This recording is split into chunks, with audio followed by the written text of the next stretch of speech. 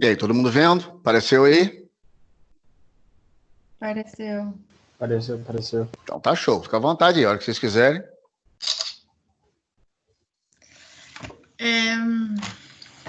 Sou eu que vou começar. A gente vai falar de choque circulatório. Pode passar. Eu não vou entrar na parte fisiológica nem anatômica, porque já foi falado um pouco no outro trabalho, e você também, Rose. Vou falar, a gente vai se atentar mais ao choque em si, que por definição que é quando ocorre a ausência total ou parcial de oxigênio nos tecidos ou órgãos, devido ao débito cardíaco, que também já foi falado, né? Que o débito cardíaco é o volume ejetado pelo coração em cada ciclo.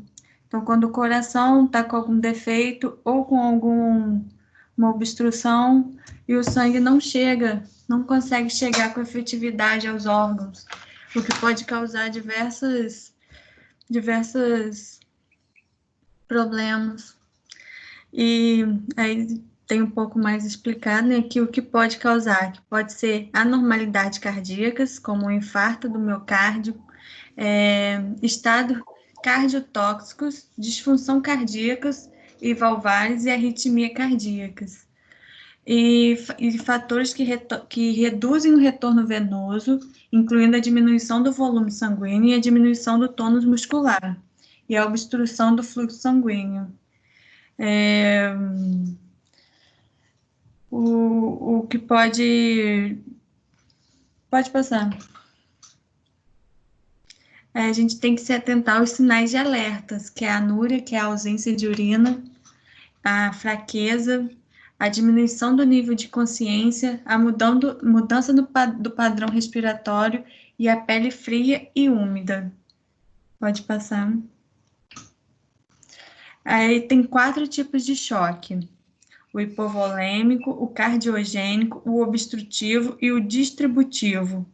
O hipovolêmico é quando há redução do volume do sangue no organismo, como, por exemplo, quando dá uma hemorragia interna ou externa, devido a uma fratura ou então a cirurgia, às vezes até mesmo por diarreia, desidratação, queimadura, de grande extensão, torção intestinal, entre outras causas. Não é só necessariamente a hemorragia, tem que se atentar a diversas outras, às vezes uma diarreia mais intensa de período prolongado pode provocar um choque hipovolêmico, tem diversos fatores. O cardiogênico, que quando tem uma disfunção no coração e ele não consegue bombear a quantidade adequada para o corpo, que é quando ocorrem os infartos, a insuficiência cardíaca e a arritmia grave e as embolias pulmonares. Tem o choque obstrutivo, que é uma redução do débito cardíaco, mas que tem um problema no enchimento ventricular. As principais causas são tamponamento, pericárdia e embolia pulmonar maciça e pneumotórica. O choque distributivo ocorre em processos inflamatórios intensos, como queimadura e infecções de bactérias graves. A gente vai falar um pouco melhor de cada tipo depois, só estou dando uma introdução. Pode passar. Só um minutinho que tem alguém chamando lá. Uhum.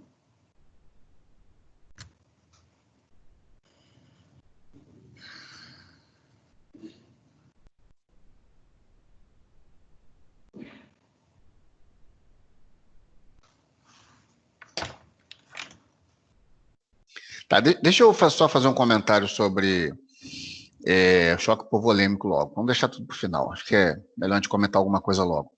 A gente vai cada tipo. Não é nem questão de tipo. Vocês vão falar desses 4 tipos aqui, não é? Todos não. Cada um pegou um tipo e falou um bocado.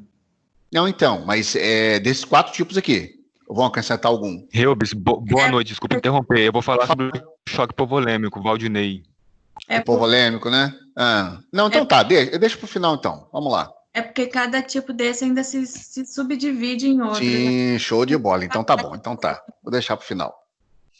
Pode passar. Espera aí que tem chamando lá de novo.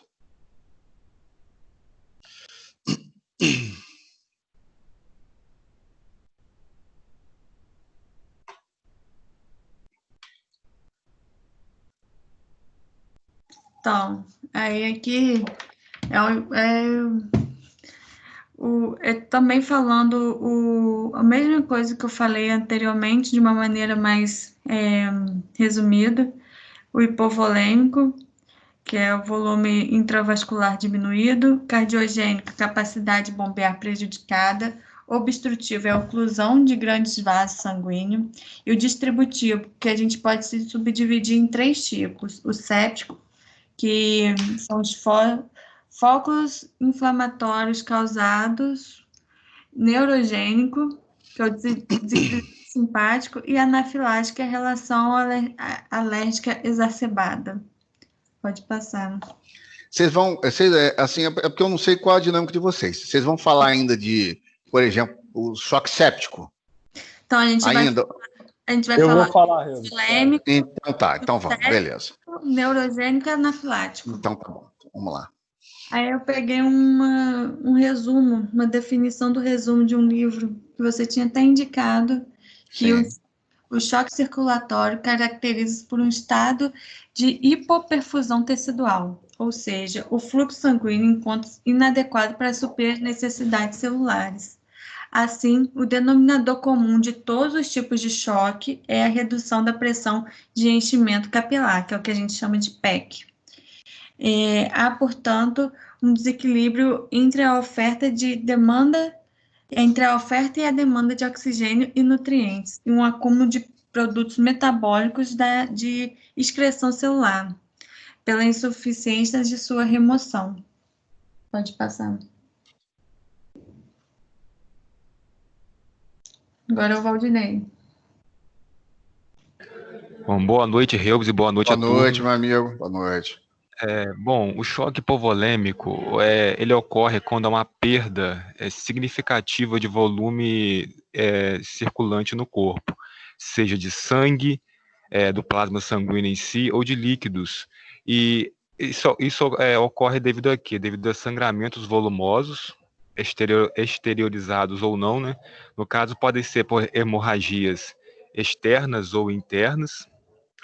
Perda excessiva de líquido pode ser devido a uma diarreia, a um vômito, vômitos excessivos, poliúria, que é urinar excessivamente, devido à febre também, ao que se chama de sequestro líquido, que é devido a tecidos inflamados, como peritonite, né, que é inflamação de peritônio, colite, que é inflamação do intestino, do cólon, do intestino grosso, e pleurite.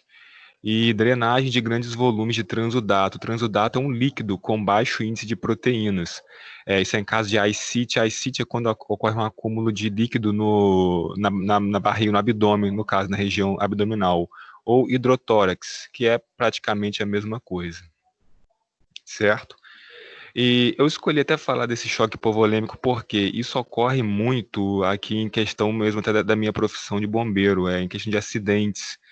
Ocorre muita situação de fratura de bacia e já ocorreram várias vezes. Eu nunca peguei uma assim que eu me lembre, mas meus colegas mesmo já pegaram em muitos casos foram para o acidente e chegando lá a vítima está com sudorese, alguns sintomas, está sudoreica, cianótica, ou seja, com os lábios roxos, às vezes um pouco inconsciente, pedindo água. Isso são sintomas de choque hipovolêmico. Às vezes, aparentemente, a vítima não tem nada, assim, uma hemorragia externa, mas a vítima está sofrendo uma hemorragia interna, né? Vem a ser o choque hipovolêmico. Aí vem falando aqui, né, que as metas de tratamento são restaurar e manter a perfusão tissular. O que é essa perfusão tissular? É a perfusão, no caso, normal aqui dos órgãos. É o que? É o transporte de nutrientes para os órgãos e tecidos do corpo humano. E corrigir as anormalidades fisiológicas. Geralmente a reposição, né? Reposição de líquidos com soro, com Ringer, lactato, em geral. Pode passar, por favor. Valdinei, quando você pensa até contra a sua profissão, como você falou, quando você pega um indivíduo politraumatizado, por exemplo, né? Em polifraturas, esse tipo de choque aí é um choque que eminentemente vai acontecer, né? Podendo ser progressivo ou não, mas aí não vem ao caso por enquanto. A minha pergunta é a seguinte: quando o indivíduo faz um choque hipovolêmico, o próprio nome está dizendo, perde volume, né? Sim. Isso afeta diretamente em quê? Quando você pensa na questão de o indivíduo chocar, né, de comprometimento circulatório. Quando perde esse volume. O que pode ocorrer? Com a baixa desse volume circulante ocorre o quê? Ocorre a pressão vai diminuindo progressivamente, porque não tem o volume sanguíneo, então diminui o débito cardíaco, diminui consequentemente o transporte de nutrientes pelo corpo, os nutrientes, o oxigênio não é levado de forma significativa às células, isso ocorre um acúmulo de CO2 no organismo, né? E, como eu já disse, até o oxigênio não é transportado de forma significativa, e essa pessoa passa a ter até uma acidose metabólica devido a essa alta de CO2 no organismo, né? A pessoa perde a consciência também, devido a essa falta de nutrientes. Ocorre ali também, no caso, uma baixa de eletrólitos, como cálcio, sódio e potássio no organismo, né? A pessoa perde esses eletrólitos devido a essa perda sanguínea. Então, o que eu me lembro, assim, é isso. Não, é show, é isso mesmo. Isso mesmo. Com a pessoa. Quando eu fiz essa pergunta, é porque é tão simples pensar na quebra do estado fisiológico e na ocorrência de algo tão grave como é um choque, no caso aqui, esse hipovolêmico, que simplesmente altera totalmente a questão de pressão vascular. Se não tem volume, o sangue não. Primeiro reduz a sua velocidade de fluxo, né? A sua hemodinâmica. Aumenta a frequência cardíaca. Para tentar compensar, mas não consegue porque não tem volume. E aí chega um momento que acaba tendo uma estase, primeiro venosa, depois arterial, e aí é claro que é gravíssimo e é claro que é caso de muitos óbitos, infelizmente. Então, a primeira relação que se faz quando se pensa em perda de volume, em volemia, no caso de um choque hipovolêmico, é queda brusca de pressão. Essa queda brusca de pressão, infelizmente, impossibilita que os tecidos viscerais, periféricos, recebam sangue de maneira adequada. Sangue oxigenado, claro. Beleza? Positivo. Pode passar, por favor. Bem, então, aqui vem os sinais e sintomas. Pressão arterial decrescente, como você bem colocou aí, né? Pressão arterial vai sempre decrescendo devido a essa baixa de volume sanguíneo. Com isso, com essa perda de volume, o sangue, para tentar compensar, para tentar fazer com que chegue o oxigênio, os nutrientes até os órgãos, os tecidos, ele aumenta essa frequência para tentar compensar, né? Mas o que você falou que, na verdade, não vamos dizer, é uma tentativa assim, frustrante, porque cada vez mais o volume sanguíneo vai diminuindo, então diminui a pressão, aumenta a frequência, né? A pele úmida e fria, enchimento capilar retardado devido mesmo a essa perda sanguínea, a palidez, a sede, a sudorese, oligúria, que é a diminuição da urina, e a acidose metabólica, né? Esse aumento de CO2. E a hiperpneia, que é a respiração rápida. Eu li até, Reubens, em uma situação aqui que fala que há um aumento de produção de ácido lático também. Certeza. Eu li lendo sobre há uma produção de ácido lático devido até a redução da oxigenação. Então, com essa redução da oxigenação, há um aumento da produção de ácido lático no organismo. Isso aí. Deixa eu só um minutinho que tem alguém chamando lá. Espera aí.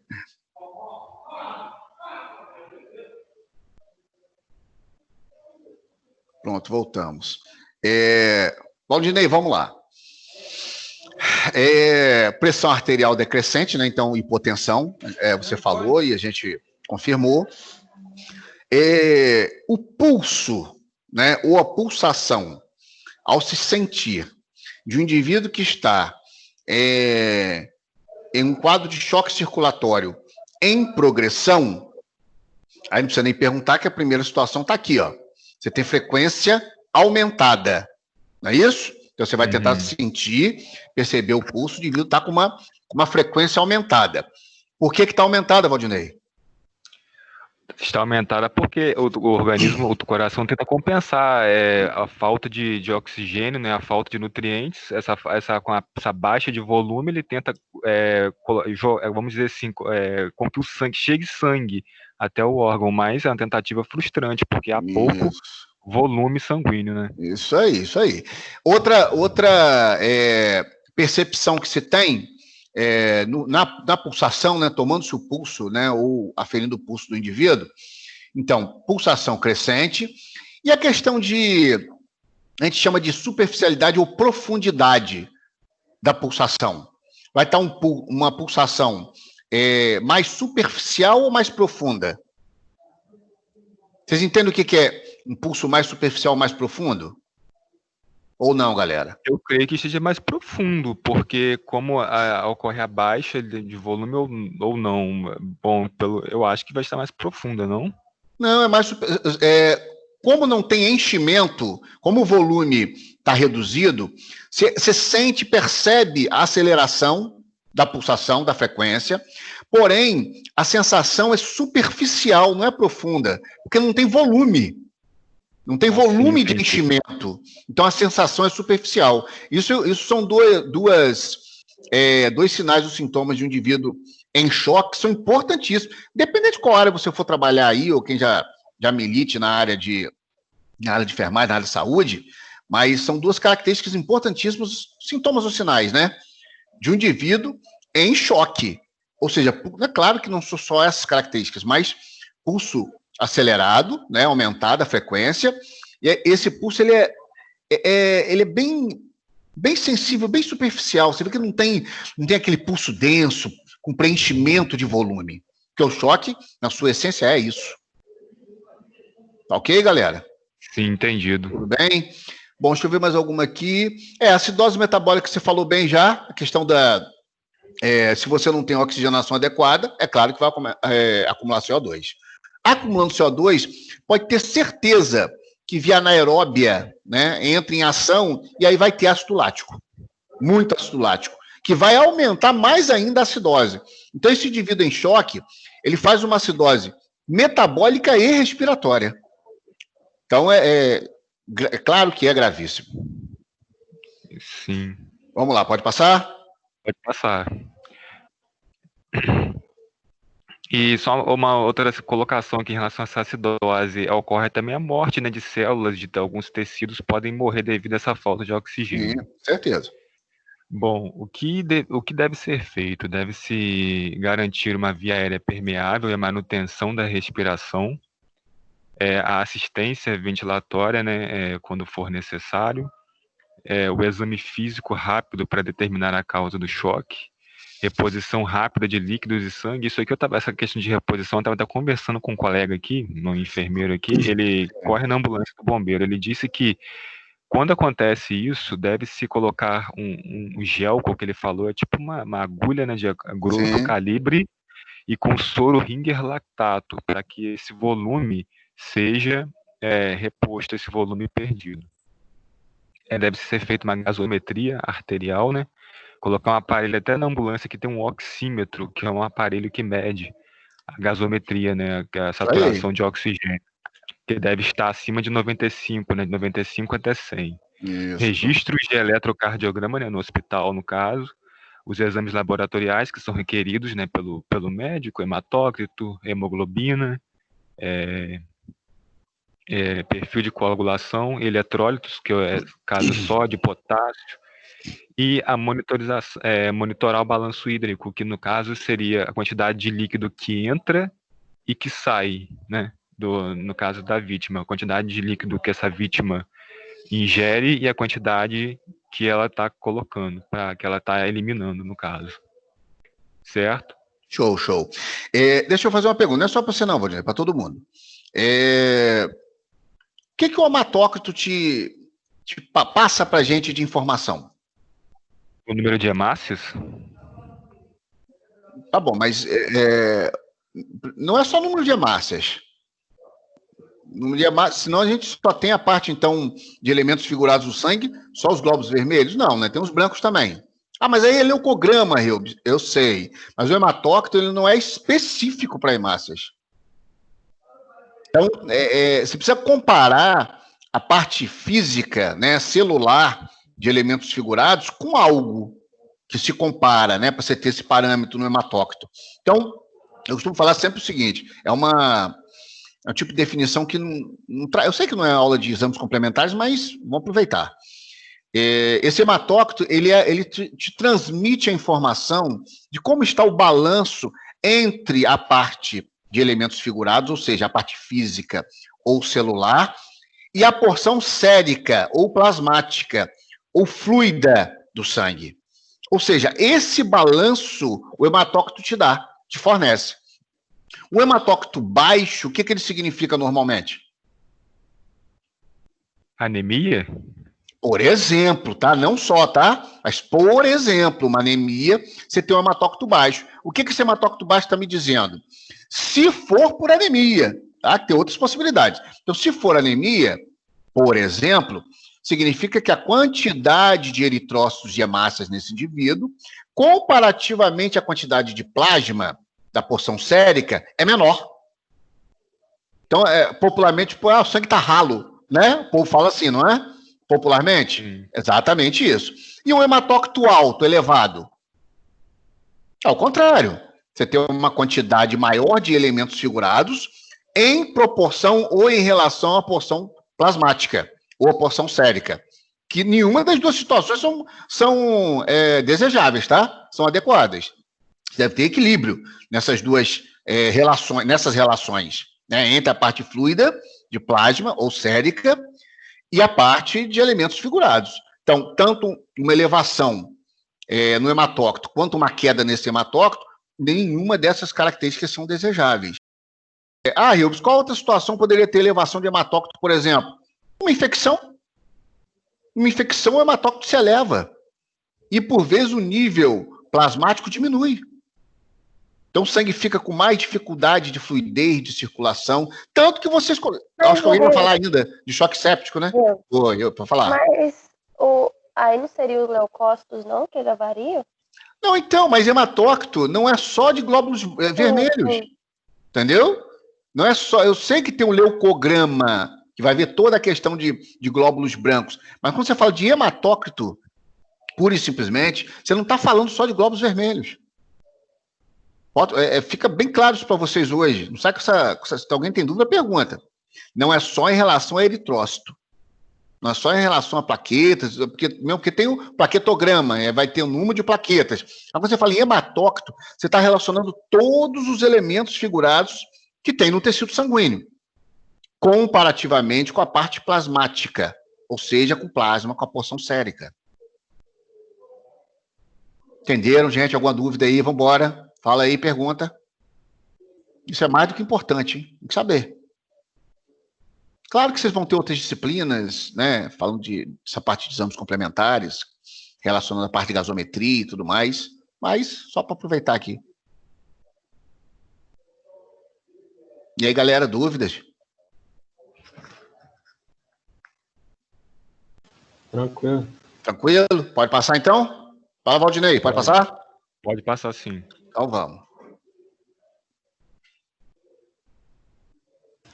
Boa noite, Reus. Boa noite, pessoal. Boa noite. Eu vou falar agora, né, sobre... são 3 tipos de choque distributivo, né? Só que eu vou falar sobre o choque séptico. Pode passar aí. Tá. Alguém vai falar do choque hemorrágico ainda? Pra frente aí, gente? Eu acho que só vai ter o choque neurogênico e anafilético. Só vai falar desses mais 3. Então, pera um pouquinho, por favor. Se eu pedir licença a vocês. Eu queria falar antes lá, mas eu tinha dúvida se alguém ia comentar. Essa pergunta é para Valdinei, não, gente. Para todo mundo, tá? Todo mundo, eu estou falando do grupo, da turma, todo mundo. Quando se fala em choque hipovolêmico, claro, se pensa em desidratação, e se pensa em hemorragia. Legal. Qual a diferença do choque hipovolêmico para o hemorrágico? Choque hipovolêmico, as diferenças ou a diferença do choque hipovolêmico para o choque hemorrágico. Qual a diferença?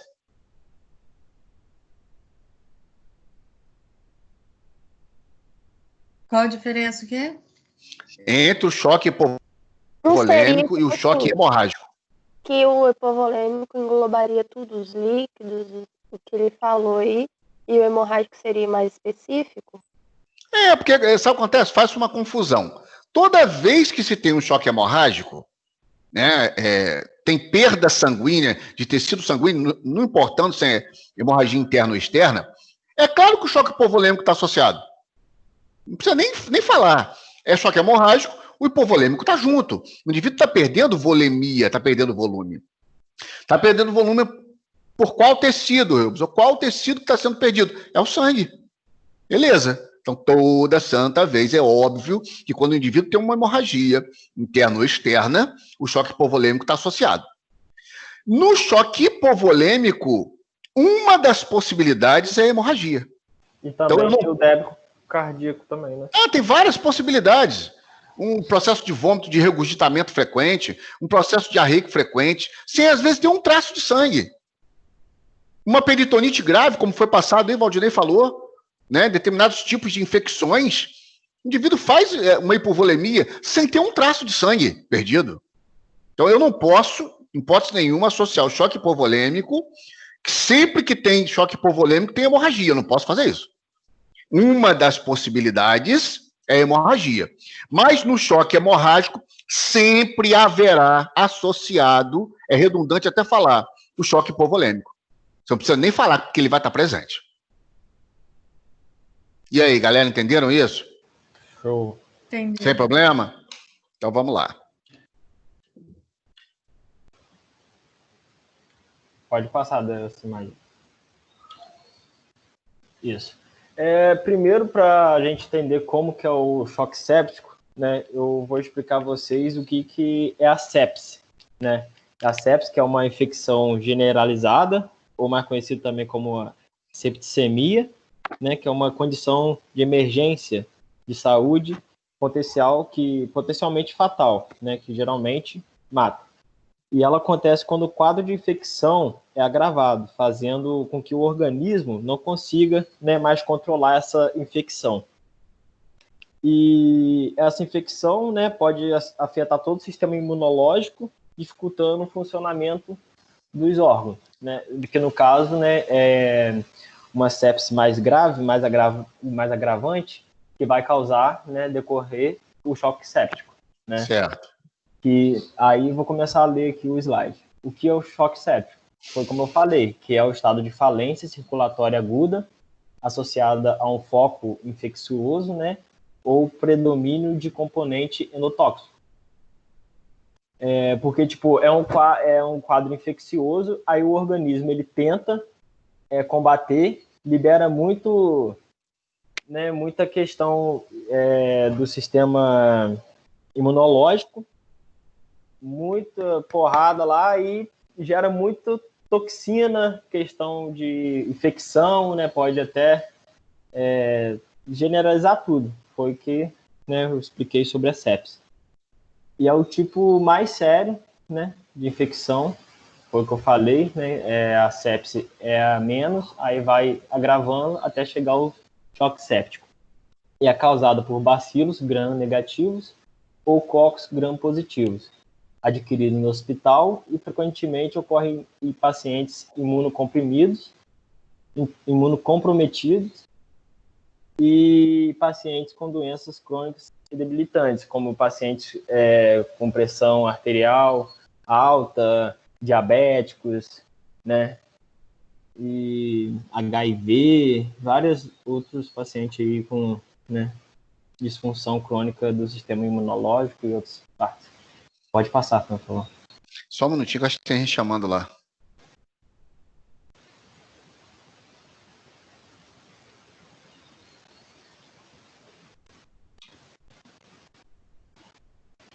Aí, esse do lado esquerdo aí, né? O que acontece? basicamente, né, é um resumo de tudo que eu expliquei, né? Que a reação do organismo, né, frente a uma inflamação e tudo mais. Aí fala lá também sobre o excesso de dilatação dos vasos sanguíneos, né?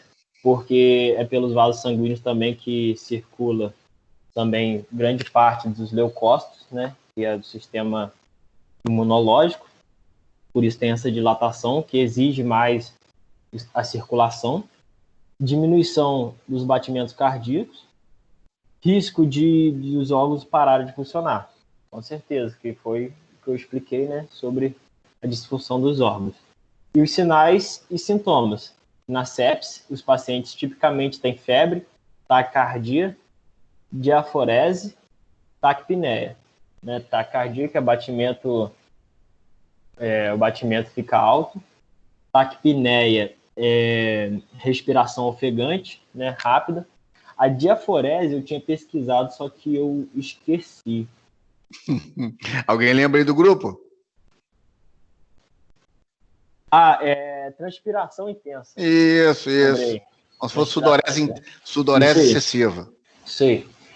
A PA, né, permanece normal e outros sintomas de infecção causadora pode estar presente à medida que a sepse piora ou o choque séptico se desenvolve. E principalmente em idosos ou em pessoas muito jovens pode ser confusão ou diminuição do estado de alerta, né? Porque a pessoa já está mais debilitada, aí geralmente os sintomas são mais graves, como confusão, né? Diminuição, a pessoa fica inconsciente. A PA cai, mas mesmo assim a pele permanece paradoxalmente quente. Depois, os membros se tornam frios e pálidos, com cianose periférica e mosqueamento. O tratamento é a perfusão restaurada com líquidos 4. Eu fiz uma pesquisa sobre esses líquidos 4, não achei o que realmente é esses líquidos. Será que é alguma coisa relacionada ao sistema imunológico, linfático, assim, alguma coisa assim? Quer falar aí, Valdinei?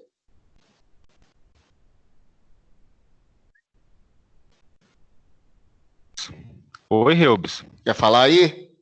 Sobre essa perfusão aí, ó. O que ele tá falando aí, ó? Perfusão restaurada. Sobre Ele quer saber o que a perfusão restaurada com líquidos você repõe o líquido perdido, né? Essa questão até com soro, pode ser com soro Ringer lactato. Isso, você repõe. O que quer dizer esses líquidos 4? Líquidos 4 eu não sei. Não, é Ringer. É o Ringer. Porque não adianta. Ringer, né? O que acontece? Intravenoso. Mas líquido não. Hidratação venosa. Alô? Oi? Hidratação venosa. Isso, é líquido. Isso.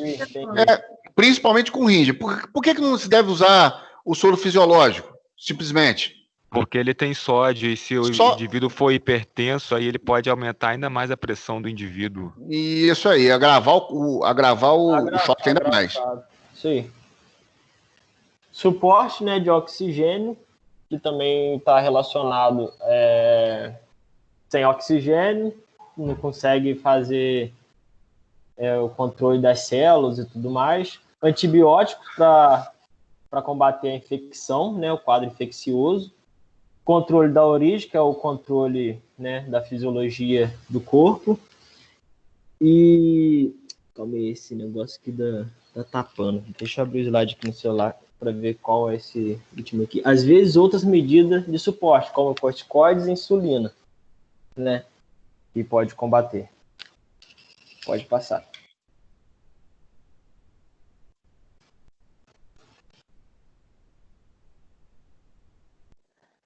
Agora sou eu. Mas antes de eu começar o meu, eu queria te fazer uma pergunta, Rio. Sim. Quem deu, ou, enfim, sepsemia, você consegue reverter? Por quê? Porque tem pessoas que falam que não consegue, a pessoa já vai estar em leito de morte, e outras falam que consegue. Então eu queria saber. O seu áudiozinho deu uma cortada. Você está perguntando se quem tem um quadro de septicemia ou sepse, né? Que é a infecção generalizada, Sim. se consegue reverter. Sim. É isso? Consegue. Em hipótese nenhuma, não, calma aí, hipótese nenhuma, eu posso dar um atestado de óbito ao indivíduo, que o indivíduo vai evoluir ou progredir para o óbito, só vai agravar por conta de uma sepse. Várias e várias pessoas, felizmente, saem desse estado, dessa infecção generalizada. É um quadro grave? Sim. De grande atenção, de grande risco? Sim. Agora, tem outros fatores envolvidos, como se tem comorbidades, a idade do indivíduo. Sim, porque de uma hora para outra pode causar falência dos órgãos, né? Não pode, claro que pode. É claro que é grave, mas não é um atestado de óbito, um choque séptico. Sim. É dizer que vai morrer e acabou. Não, não é assim. É grave, claro que é gravíssimo. Como os outros tipos de choque também são. Tá, vou começar então. O meu é choque neurogênico. E o mais bruto falando seria a falha de comunicação entre o cérebro e o corpo. Ele normalmente ele apresenta secundariamente, ou seja, depois de um trauma radiomedular, que seria da medula, né, da nossa coluna cervical. Principalmente causado por acidentes automobilísticos, que seria carros e motos, e violências ou por práticas esportivas. De 7 a 10%, esses pacientes apresentam um choque neurogênico. Ele é causado por um dano à medula que resulta em uma perda da inervação do sistema simpático para os órgãos. Foi o que eu falei, mais bruto falando. Pode passar. O que se pensa até pouco tempo atrás era que o choque cardiogênico podia ocorrer apenas na lesão de T6. Esse de T6, que eu vou falar, T1, T5, seria na anatomia, né, gente? Eu acho que vocês já têm uma ideia. T6 acima, considerando que a inervação simpática do coração ocorra em T1 a T5.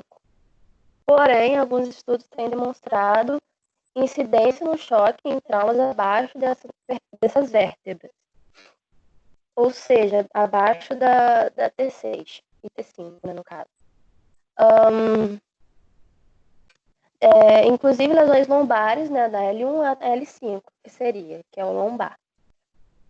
Embora raros, né, a porção do sistema simpático da medula espinhal se encontra em T1 e L2, que podem causar hipotensão associada com bradicardia. Hipotensão, pressão abaixo da pressão, e bradicardia, diminuição do batimento cardíaco. Pode passar.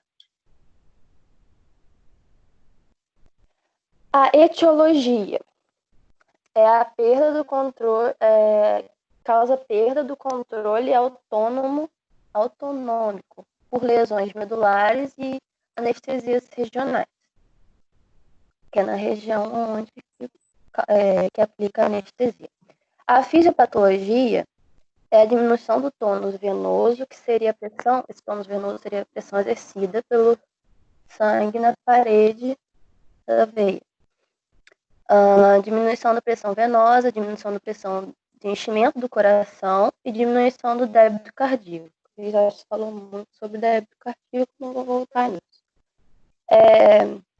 Manifestações clínicas, seria a pressão diminuída, né, a hipotensão, alerta, a pessoa fica alerta, só que sem reflexo. Lúcido, orientado, só que sem reflexos, e bradicardia. Já falei também. Pode passar. Eu vou falar antes do diagnóstico. O diagnóstico, ele é meio complexo. Por quê? Porque esse choque ele não tem sintomas específicos. Ele tem uma variância muito grande desses sintomas, sinais de sintomas. Então, é meio complexo você já dar de cara, como é que fala? Dar o diagnóstico. O tratamento seria imobilizar o paciente, né, por conta do trauma, a coluna. Tem que tomar cuidado de acordo com o que ele estiver reclamando, com o manejo dele, e ficar atento nesse ABCDE, que seria CABDE, hoje em dia, né? que é a circulação do indivíduo, abrir vias aéreas e mobilizar a coluna cervical, respiração, avaliação neurológica, a exposição. A exposição fica em último, que seria o quê? Expor o indivíduo, abrir as roupas, se for preciso. Pode passar. Pronto. Acabou. Oi, boa noite, galera. Boa noite. Vou estar falando sobre o choque anafilático.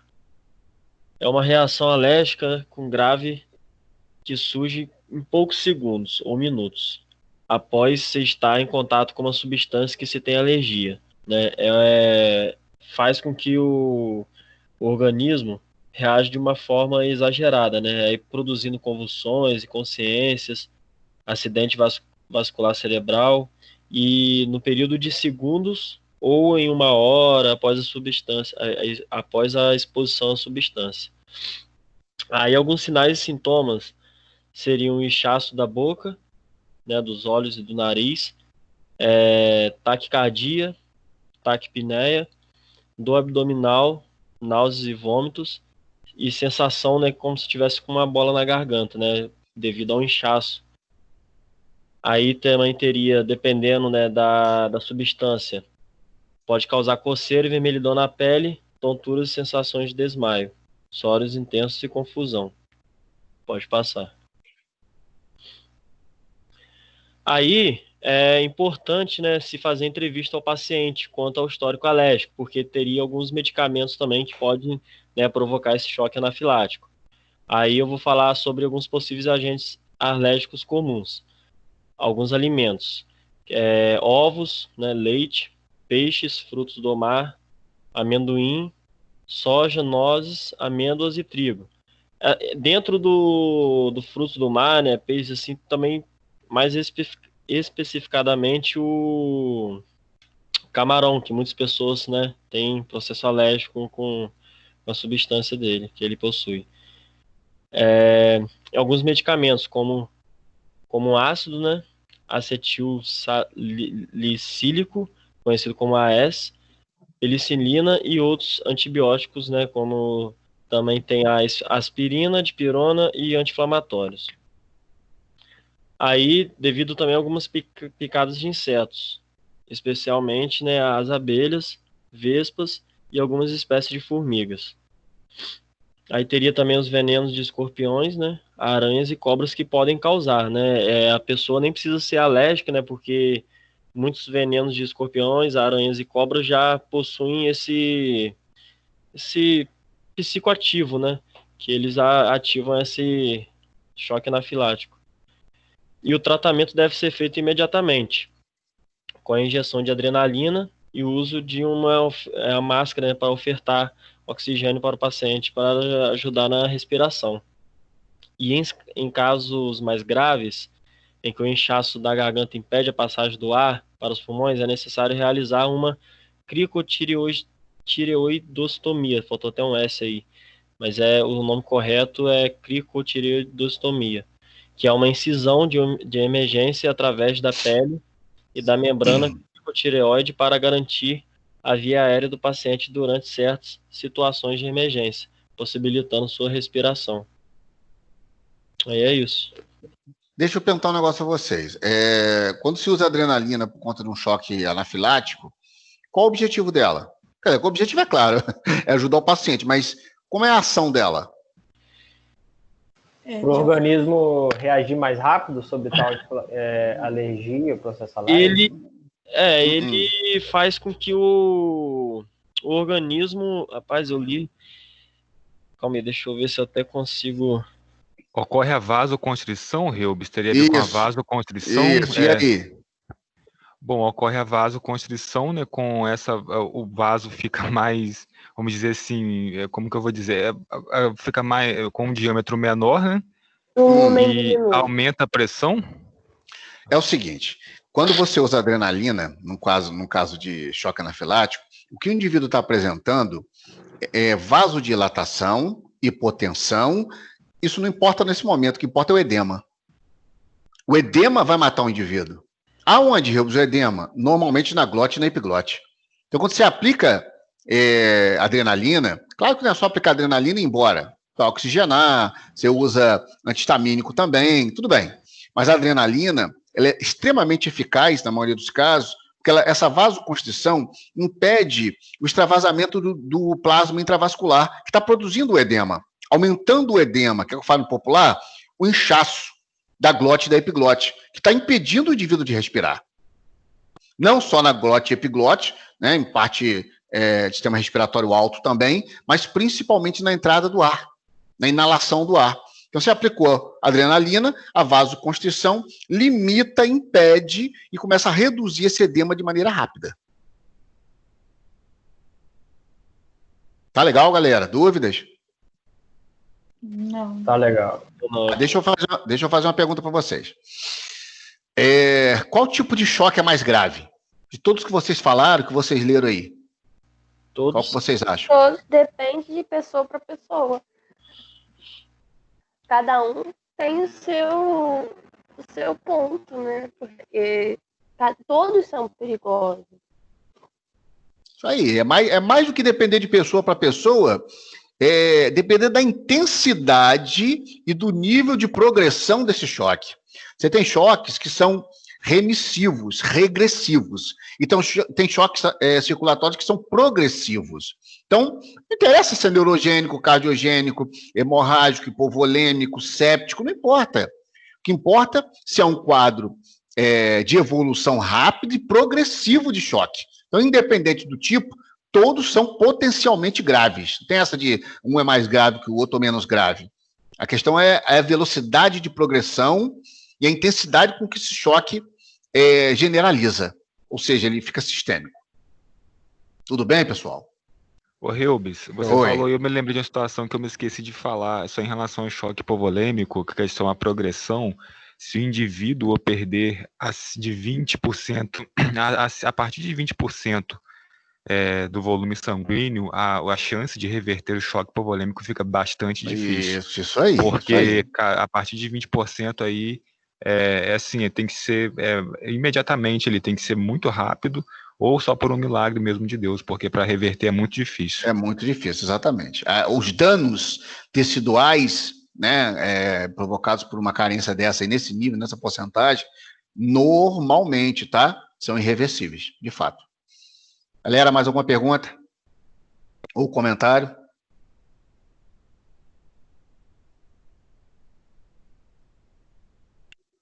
Acho que não. Então, por favor, mesmo esquema, disponibiliza aí para o grupo da turma, tá? Para todo mundo ter acesso à apresentação, aos slides, tá ok? Deixa eu te perguntar só uma coisa que não é sobre o trabalho, é sobre a questão da prova. A sua prova vai ser semana que vem, não é isso?